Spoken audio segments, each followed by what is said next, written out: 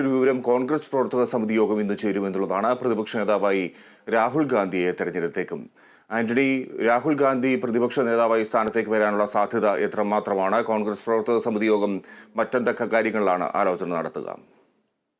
തീർച്ചയായിട്ടും രാഹുൽ ഗാന്ധി പ്രതിപക്ഷ നേതൃസ്ഥാനത്തേക്ക് വരണമെന്നുള്ള ആവശ്യം തന്നെയാണ് പാർട്ടിക്കുള്ളിലും അതുപോലെ തന്നെ ഇന്ത്യ മുന്നണിക്കുള്ളിലുമൊക്കെ ഉയരുന്ന ഒരു പ്രധാനപ്പെട്ട കാര്യം. കഴിഞ്ഞ ദിവസം ഈ കാർത്തി ചിദംബരം അടക്കമുള്ള യുവ നേതാക്കളുടെ നേതൃത്വത്തിലൊരു ആവശ്യം ഇതുമായി ബന്ധപ്പെട്ട് ഉന്നയിക്കുകയും ചെയ്തിരുന്നു. കാരണം ഈ കോൺഗ്രസിന്റെ ഇത്രയും വലിയ വിജയത്തിന്റെ ഒരു പ്രധാന ശില്പി എന്ന് പറയുന്നത് രാഹുലാണ്. രാഹുലിന്റെ ഭാരത് ജോഡോ അടക്കം ഈ വിജയത്തിന് കാരണമായിട്ടുണ്ട്. അതുകൊണ്ട് തന്നെ രാഹുൽ തന്നെ പ്രതിപക്ഷ നേതൃസ്ഥാനത്തേക്ക് വരണമെന്നുള്ളൊരു ആവശ്യമാണ് പ്രധാനമായും ഉന്നയിക്കുന്നത്.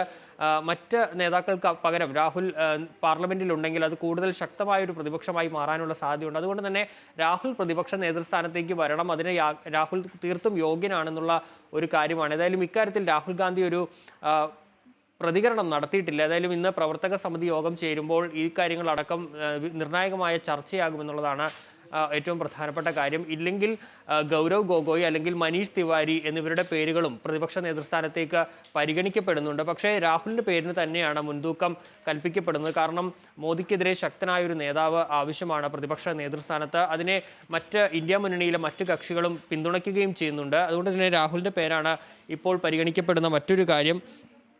മറ്റൊന്നുള്ളത്, ഈ രാഹുൽ ഗാന്ധി 2 മണ്ഡലങ്ങളിൽ നിന്നാണ് ലോക്സഭയിലേക്ക് തെരഞ്ഞെടുക്കപ്പെട്ടിട്ടുള്ളത്. അതൊന്ന് വയനാട്, മറ്റൊന്ന് റായ്ബറേലി എന്ന മണ്ഡലങ്ങളിലാണ്. ഇനി ഏത് മണ്ഡലം നിലനിർത്തണം എന്നുള്ള കാര്യത്തിൽ ഇപ്പോഴും ചർച്ചകൾ തുടരുകയാണ്. പ്രവർത്തക സമിതി യോഗം ഇക്കാര്യത്തിൽ ഇന്ന് ചർച്ചകൾ നടത്തും. റായ്ബറേലി രാഹുൽ ഗാന്ധി നിലനിർത്തണം എന്നൊരു നിർദ്ദേശമാണ്, അല്ലെങ്കിൽ ഒരു ഭൂരിഭാഗത്തിൻ്റെയും ഒരു ആവശ്യം എന്ന് പറയുന്നത് റായ്ബറേലി തന്നെ നിലനിർത്തണം. വയനാട് ഒഴിഞ്ഞ് അവിടെ പ്രിയങ്കയോ അല്ലെങ്കിൽ മറ്റ് ആരെങ്കിലും മത്സരിക്കണമെന്നൊരു ആവശ്യമാണ് കോൺഗ്രസിനുള്ളിൽ നിന്നുള്ളത്. ഏതായാലും ഇക്കാര്യത്തിലും ഒരു തീരുമാനം ഇന്ന് ഉണ്ടാകുമെന്നുള്ളതാണ് മനസ്സിലാക്കാൻ സാധിക്കുന്നത്. ഏതായാലും മറ്റൊന്നുള്ളത്, ഈ ഓഹരി കുംഭകോണം കഴിഞ്ഞ ദിവസം രാഹുൽ ഗാന്ധി തന്നെ ഉയർത്തിക്കൊണ്ടുവന്ന ഒന്നാണ്. അതായത് ഈ എക്സിറ്റ് പോളുമായി ബന്ധപ്പെട്ട് രാജ്യത്ത് ഈ ഓഹരി വിപണികളിൽ ഒരു മാനിപ്പുലേഷൻ അല്ലെങ്കിൽ ഒരു കുംഭകോണത്തിനുള്ള വഴി തുറന്നു എന്നുള്ള ഒരു ആരോപണം രാഹുൽ ഗാന്ധി തന്നെ ഉയർത്തിക്കൊണ്ടുവന്നതാണ്. ഇക്കാര്യത്തിൽ JPC-യുടെ അന്വേഷണം വേണമെന്ന ആവശ്യവും ഉന്നയിക്കുകയും ചെയ്തിരുന്നു. ഇക്കാര്യത്തിലടക്കം കൂടുതൽ നിലപാട് കടുപ്പിക്കുന്ന തീരുമാനങ്ങളും ഈ കോൺഗ്രസിന്റെ പ്രവർത്തക സമിതി യോഗത്തിൽ ഉണ്ടാകുമെന്നാണ് മനസ്സിലാക്കാൻ സാധിക്കുന്നത്.